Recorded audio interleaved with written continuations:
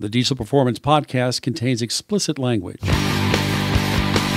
Thank you for joining us. This is Paul Wilson. And this is Chris Hemke. You're listening to the Diesel Performance Podcast, special edition, Diesel Performance Industry Expo 2018. Chris, I am just a little bit excited. Can you tell? Yeah, I can tell, Paul. You are extremely excited. What does that mean? What does that mean exactly? Diesel, we're going to get into that, but real fast, before we dive into it, we do want to give a shout out to our sponsors of the show. Okay. Number one, WC Fab makes a killer twin kit. We've been talking about it for a few weeks here, Chris.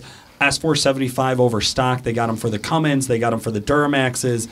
They powder coat them in any one of the bajillion colors you want. You can get traction bars, twin kits, powder coated the same color, match your pimp ride. That's it, man. That's it. Absolutely. And then also I want to give a shout out to Alligator Performance. Probably one of the number one vendors, I'd say, in the country for diesel performance parts. So if you're looking for diesel performance upgrades for your truck, they are definitely one of the big box stores, one of our favorite groups of guys to work with. Call over there, talk to their very knowledgeable staff. They're going to be extremely helpful, help you solve your problem, and find the right parts for your truck. For today, to dive into Diesel Performance Expo, we brought in a couple of experts. Big Dick on campus, James Brendle, CEO, and Chris Searle, Little Dick on campus, Chief Marketing Officer. How are you today, gentlemen? Good. Thanks for having us. No problem. That is James. Chris, go ahead. Give us a sound check. Hey, how's it going? You're here. Surrounded by a bunch of dicks. Jesus. Wow. Guys, I definitely appreciate you taking out some time. You have had quite a long trip, and you are wrapping it up with us. Yes, we are. Yep. Tell us a little bit about the trip. What have you guys been up to? So we flew out here for to meet some of our sponsors. Flew into Grand Rapids, Michigan. Went through all of Michigan, down through Ohio, into Indiana, then up here to see you guys. And we thought, well, you always got to end with the ugly chick, so we put you last on our list. So As you're looking at Paul. You're looking at Paul. I like it. I like it. Not even the most insulting thing I've heard this today. morning. Yeah, right. No, for Not sure. even. Yeah. Well, I appreciate that. You think of me as the chick at the end of the night. I'm the one who gets to go home. Okay, so guys, tell me real quick, when is Diesel Performance Industry Expo happening? DPI Expo. So the expo coincides with the Ultimate Call It Challenge. So it's going to be May 4th, 5th, and 6th at Lucas Oil Raceway in Brownsburg, Indiana. Which is just outside of Indianapolis. Mm-hmm. Yep. Same place it was last year. I am loving it. I heard a lot of guys refer to the UCC and the DPI Expo last year as like they talked about location because your first time was out in Salt Lake City? Yes, that right? it was. Yep. First year was out in Salt Lake City. So now you've had two different locations. You're obviously coming back to Lucas Oil. Why? Just the location, the heart of the diesel industry seems to be right back here. And obviously for sponsors and vendors, the number of attendees, I'm sure it would have gone up if we did a second year in Salt Lake, but just the sheer volume from us going from 2,500 people to almost 11,000, which is what we want for the sponsors, to walk through, to visit their booths. We want as much return for them on them helping us do this event as we can get for them. So the location is obviously a great location. That's crazy. I heard people call it Mecca. They were calling it Diesel Mecca when they were walking around the stands and walking around. It is totally fucking insane to see that many diesel enthusiasts there. I am blessed with one of those jobs where I get to go to a lot of these different bigger events throughout the year, and there was nothing like UCC. There was just nobody else could put that many vendors together in one spot. How did the expo come apart? Because I think we've already talked about kind of how the UCC came about, right? So how did the expo start to play into this? So after the first UCC, we had our sponsors came out, and like most shows that you'd go out to or diesel events, the vendors would be, hey, yeah, set your trailer up over there. There's vendor alley and stuff like that. And we started to discuss it internally, and we were like, what the industry needs is, man, we've got SEMA or we've got PRI, but, man, you've got to be in the industry. It's a trade show. We want to create something that we can bring the manufacturers, the distributors, the jobbers, all the way down to the end consumers into one location and be able to interact hands-on, one-on-one with each other. And then on top of that, we wanted to make it like an expo you would go see at a trade show, which obviously causes a lot of problems when you're setting up an expo in the middle of the pits, you know? So we went out of our way to do that for our sponsors. You know, we actually, a lot of people probably didn't see it, but we brought in 6 diesel generators. All of our vendors had power so they could run TV and promotional spots. Well, it was really cold last year, so a lot of them ran heaters as well with it. But it was really creating that type of atmosphere for the diesel industry. We see the diesel industry young and continuing to grow and making its mark on the racing and motorsports industry, and we wanted to give it that outlet, and that's pretty much where the Diesel Performance Industry Expo started from. Yeah, just from somebody who showed up to attend last year and to help out with the podcast, of course, there was, 120, 150 vendors there? This year we had about 110 or 100. Well, a couple of them didn't have booths. Some just wanted to be sponsored. We're projecting next year we're hoping to have about 140 to 150 vendors. That is what it insane. feels like it's going to. When you're walking around, there's aisles, Chris. I know you weren't able to make it out last year, but there is actually aisles. So on both sides of you, there's booths facing in, which we've seen at just about every show. And then you usually get like one aisle on the other side, right? So you get an aisle down the middle where you're back to back, and then you get one aisle on the other side where you're face to face, and then that's about all I've ever seen from the biggest shows in the country. Here, there's an entire parking lot that's just taken up. Booth after booth after booth. On the ends, there's huge booths with enormous builds. I mean, Industrial Injection had some of their insane show trucks parked out front. Eric Merchant came and pulled his Duraburb around and pulled it up in front of their tent and things like that. Everybody brought something awesome to the show. And then there was even these smaller guys who maybe all they had was a table and some parts laying on the table. They're a smaller shop. You know what I mean? Like, they're an install shop. Like, it was crazy, like you said, to see everybody from the big, huge distributors like Alligator, or go back and check out, like, the XDP. They didn't have a booth, but they had this awesome pit set up where, like, there was 100 guys around watching them work on their truck the whole weekend, right? It was crazy to be able to have that type of interaction and to see everybody in the industry all there at one time. It was a little obnoxious to get people out of my way I felt there was so many fucking people. There were a lot. There were, trust us. So the funny little side story, we decided to open up last year. We opened the gates at 12 o'clock on Friday. That's when we were opening the gates. And we thought, well, that'll be great. The drags don't start till 2. It'll be a nice little soft opening. Yeah, at 11 o'clock, we were 4 wide and a quarter mile deep of people waiting to get in. I actually spent the hour, because we weren't prepared for it, literally walking up and down, just talking with the fans, saying, hey, I apologize. We didn't know this was going to be here. Just, we're getting you through as fast as we can. Does anybody need any water? We actually had a razor with water. We were running up and down with people sitting in line because we weren't prepared for the just the mass of people and the excitement behind it. So you said more than a 400% growth in attendance from 2016 to 2017, right? Mm-hmm. Correct. Yep. That is insane. I mean, it was too. When we showed up last year, I came in with Danny and Rich, and we cut into a back side entrance where, we got to wave our awesome media passes like we were somebody important to get in. But even then, we got inside the gates, and we're like, we can't drive our fucking truck anywhere. There's a million people walking everywhere, right? It was like, okay. It was thousands of people. Yeah. Oh, you weren't there. Oh, I'm sorry, Chris. I'm sorry. That's right. Now I remember. Damn, put on blast. So let's talk a little bit more about the vendors. Who are some of the big names that people can expect to see there this year? Vendor-wise, of course, we have Alligator come back out. They're the title sponsor.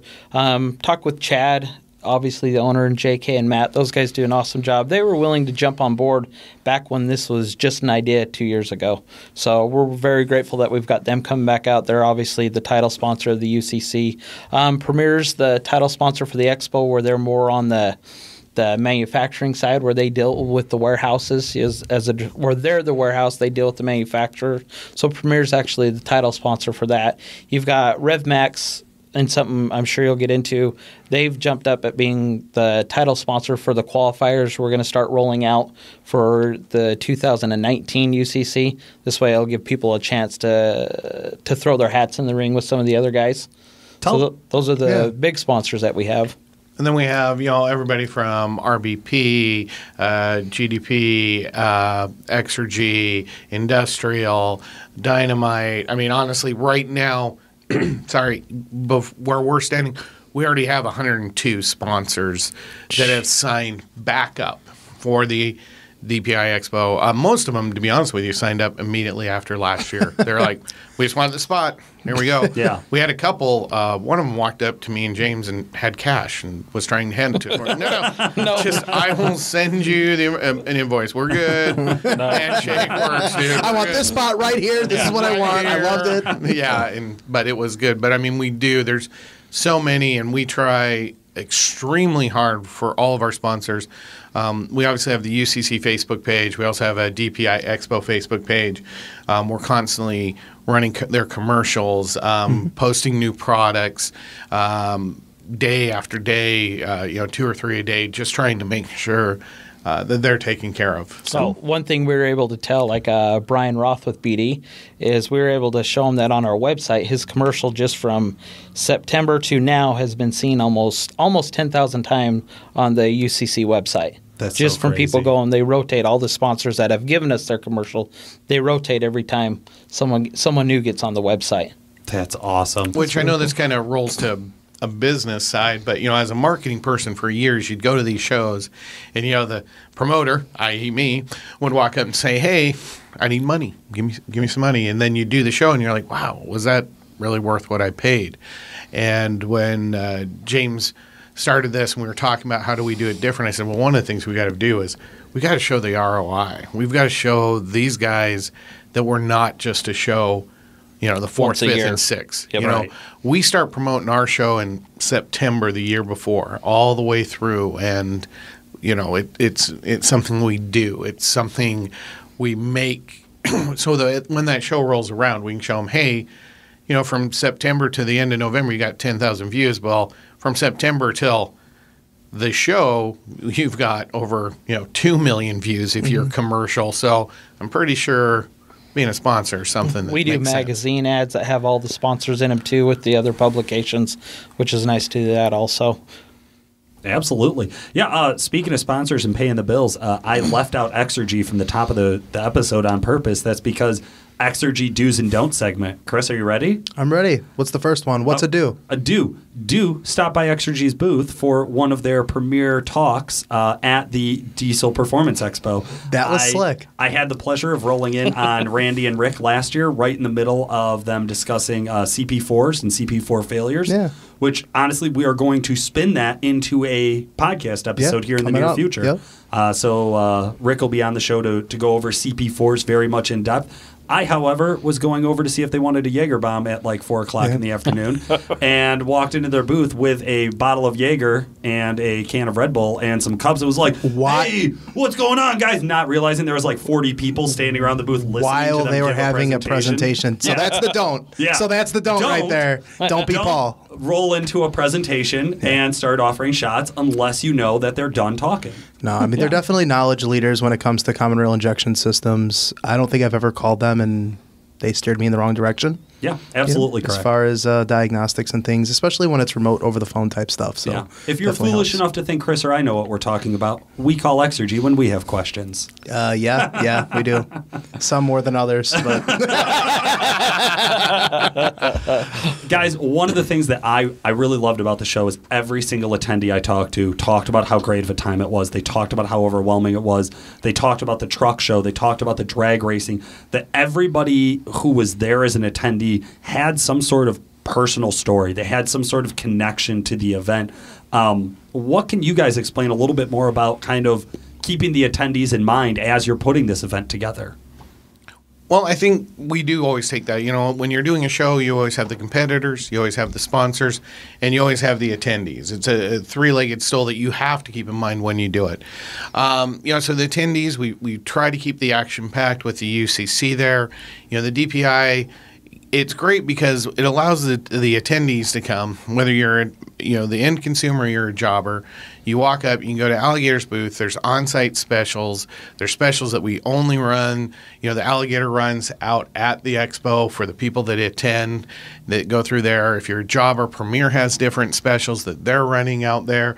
So we really try to make it that you can come out as an enthusiast, as someone that does it for a hobby, or someone who just got their first diesel, and you can talk, like you said, to Randy at Exergy face to face and say, okay, explain what an injector is to me, because it doesn't look anything like the spark plug in my last truck. I'm so confused.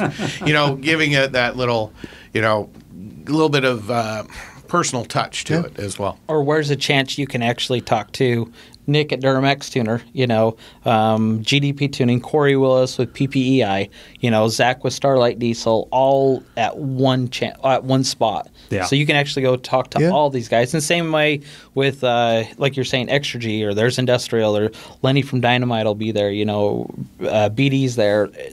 We're trying to get everybody as much as we can from the industry. So now you can go, as you're looking for that stuff, you as the attendee want to buy.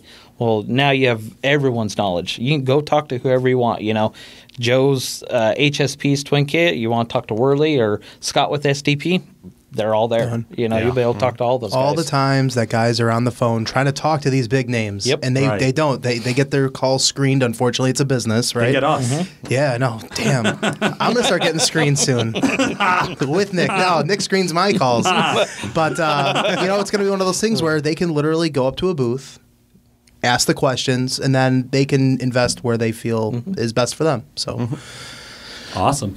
Yeah, I think the other thing that I really liked is that during the show, the announcers were really clear to the crowd about what was going on. Like when the drag track, it was down for some much needed maintenance, right? Yeah, 2 hours. But still, the announcers were good about letting everybody know, hey guys, we're going to be down for a while. Hey guys, we're coming back online. Get back to your seats. Like, it was good to see that traffic moving around. Same thing as like when the show was going on, when the truck show was going on, the show and shine, it was great to have like that direction of like, hey guys, we're about to announce who the winners are, and things like that.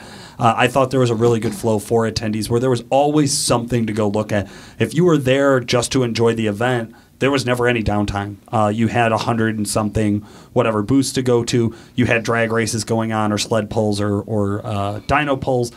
There was always action, and that's what I'm really excited for here in 2018. The qualifiers, which we're going to do a whole episode just on the qualifier segment. But can you guys give our listeners maybe just a real brief overview of what we're talking about when we're referencing these qualifiers?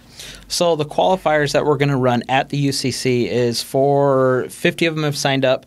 It's for the top 5 that finish at this will now have their spot in the 2019 UCC. That'll be held back here. So the top 5 that place will have their spot in the UCC for the next year. And we're going to set up some other ones, and we can talk about that will have a few others. But that way we can actually end up with a proven way that people can get into it, can try to get into it. I love it. That's really cool. That's very smart. In addition this year, too, out at the Expo, we'll be doing a full SEMA build in the Premier booth as well. Really? We'll be doing a complete SEMA build for Premier.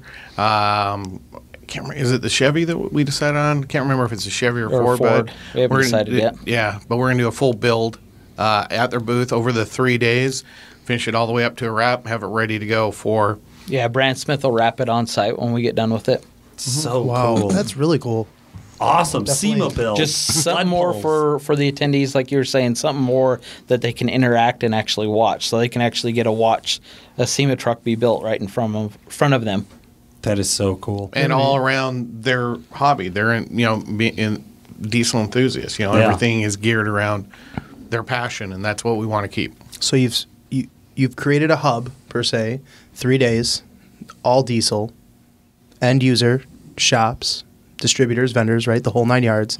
You're building a fucking SEMA truck. That'll be the plan this year. in the middle For of the next year, show. Yep, in the middle of it. Right. That's nuts. while everything else is going on. No, that's all that's going on. There's nothing else. Right. Yeah. Welcome to my Jeez. world. Every day I show up and James goes, "Hey, I've got an idea." Stop it, James! No. Ideas. There you go. Figure out how to make it work. Just make it work. Well, it's proven. I mean, look at how much you grew from 15 to 16, Yeah. or 16 to 17, and now going into 18. So, I mean, Yep, we are blessed. That's for sure. It's been fun. absolutely. Well, I am excited, guys. I can't wait to see it. One more time. What's the dates? It's May 4th, 5th, and 6th at Lucas Oil Raceway in Indianapolis, Indiana. I like the hesitation there. I would have done the same. You're like, I was like, Yeah, I know. let's go there. It's cool. It's cool. Chris's. Well, guys, thank you so much for listening. This has been Paul Wilson. And Chris Emke. Have a great weekend.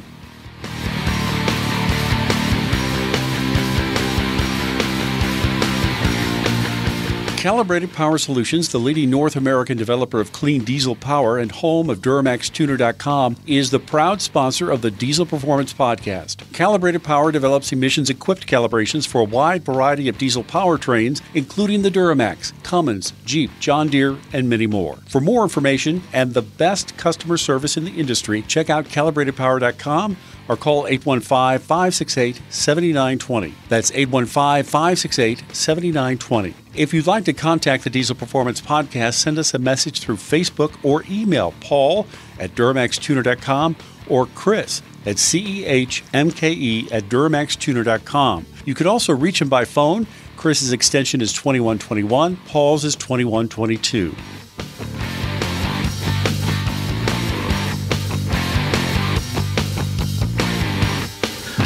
Went through all of Michigan, down through Ohio, into Indiana, then up here to see you guys, and we thought, well, you always got to end with the ugly chick, so we put you last on our list. So As you're looking at Paul. You're looking at Paul. I like it. I like it. Not even the most insulting thing I've heard this Today. podcast. Yeah, right. No, for not sure. even. Yeah. Well, I appreciate that. You think of me as the chick at the end of the night. I'm the one who gets to go home. Go.